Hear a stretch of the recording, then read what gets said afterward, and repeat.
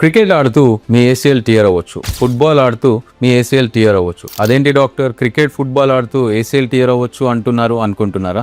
Yes, ఇది ఎప్పుడు అవుతుంది అంటే మీరు proper warmup, stretching, strengthening, flexibility and proper equipment training లేకుండా ఆటలోకి వెళ్తే ఈ ఏసీఎల్ టియర్ అయ్యే అవకాశం ఉంటుంది. ఏసీఎల్ టియర్ అంటే ఏంటి అంటే మన నీలో, మోకాలలో, తొడ మరి కాలు బోన్ మధ్యలో ఒక బ్యాండ్ ఉంటుంది ముందు. ఆ బ్యాండ్ స్టెబిలిటీ అనేది ఇస్తుంది మోకాలకి. మనము కూర్చునే ముందు, లేచే ముందు ఆర్ కాలు నడవడానికి కూడా స్టెబిలిటీ అనేది వస్తుంది. మెయిన్గా ఈ ముందు ఉండే ligament apart from other లిగామెంట్స్. So ఈ ఏసీఎల్ లిగామెంట్ అనేది ఎప్పుడైతే మనము సడన్ ట్విస్టింగ్ ఇంజురీ ఆర్ కింద పడడం వల్ల టియర్ అవుతుందో దెన్ ఆ స్టెబిలిటీ అనేది ఉండదు. నీ గివింగ్ అవే అంటే మనం నడుస్తుంటే మోకాలు సడన్ గా స్లిప్ అయిపోవడం, పడిపోవడం ఇలా జరుగుతూ ఉంటుంది. అంటే పట్టు లేకపోవడం, బ్యాలెన్సింగ్. సో ఇలా ఏసీఎల్ టియర్ అయ్యి ఈ లక్షణాలు ఉన్నప్పుడు మీకు ఆర్థ్రోస్కోపిక్ సర్జరీ అవసరం ఉంటుంది.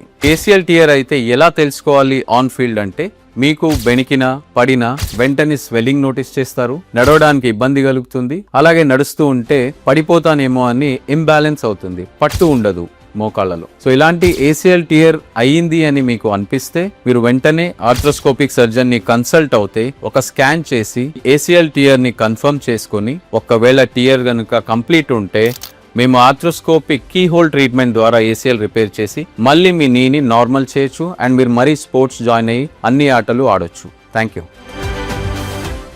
If you found this video useful, like, comment and subscribe for more health updates.